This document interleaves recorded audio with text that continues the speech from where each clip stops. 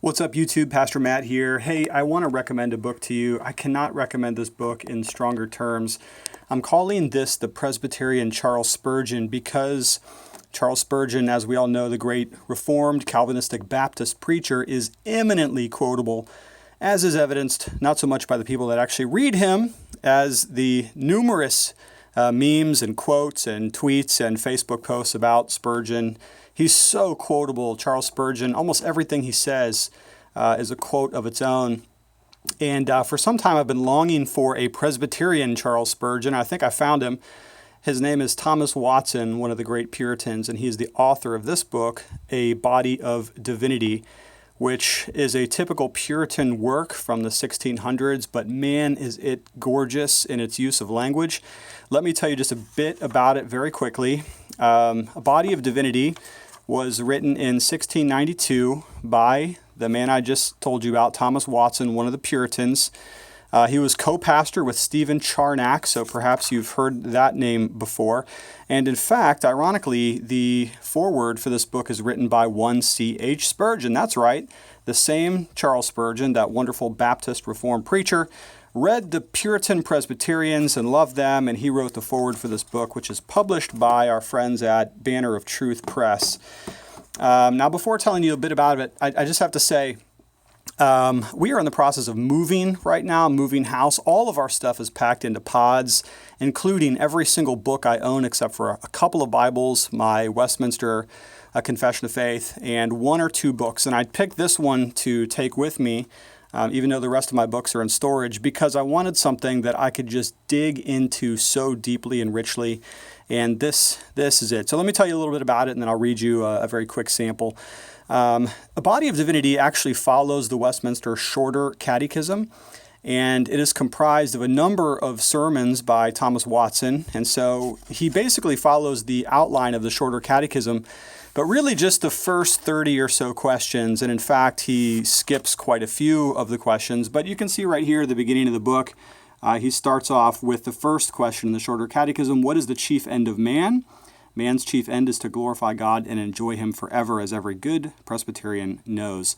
And so what he does is he really preaches these sermons on the questions and answers of the Catechism, and in doing so, provides some absolutely gorgeous and very quotable theology. Just a true delight to read this book.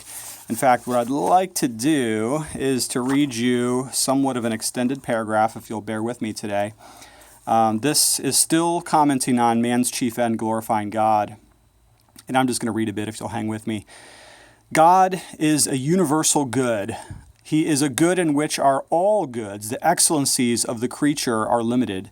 A man may have health, not beauty, learning, not parentage, riches, not wisdom, but in God are contained all excellencies.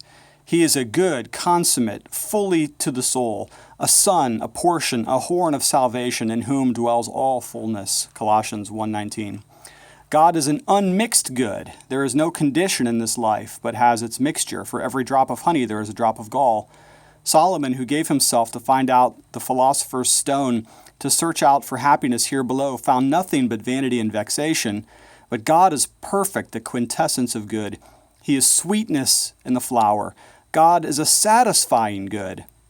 The soul cries out, I have enough. I shall be satisfied with thy likeness. Let a man who is thirsty be brought to an ocean of pure water, and he has enough. If there be enough in God to satisfy the angels, then sure there is enough to satisfy us. The soul is but finite, but God is infinite. Though God be a good that satisfies, yet he does not surfeit. Fresh joys spring continually from his face, as he is much to be desired after millions of years by glorified souls, as at the first moment. There is a fullness in God that satisfies, and yet so much sweetness that the soul still desires. God is a delicious good, and he goes on, God is a superlative good, and paragraph after paragraph. See, I labeled this is pure gold right here at the top of the page. Thomas Watson goes through the great truths of the Christian faith.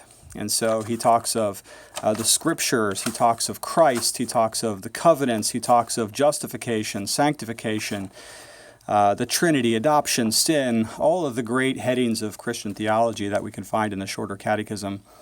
and each paragraph is seemingly better than the last. I found myself underlining so many portions of this book that I almost had to give up because I wanted to write down all the quotes, and I just couldn't do it. But man, what a wonderful book. I'm so glad I brought this with me. One of only a few books I have out from storage right now. Thomas Watson's A Body of Divinity, what I'm calling the Presbyterian Charles Spurgeon. If you love Spurgeon, you'll love Watson. Spurgeon loved Watson, so there you go. Hey, I'm going to post a link to this book in the description of this video if you'd like to go over to Amazon.com and grab it for yourself in the blue hardback edition by Banner of Truth. Cannot commend it highly enough. Thanks for checking in, and we'll talk to you later.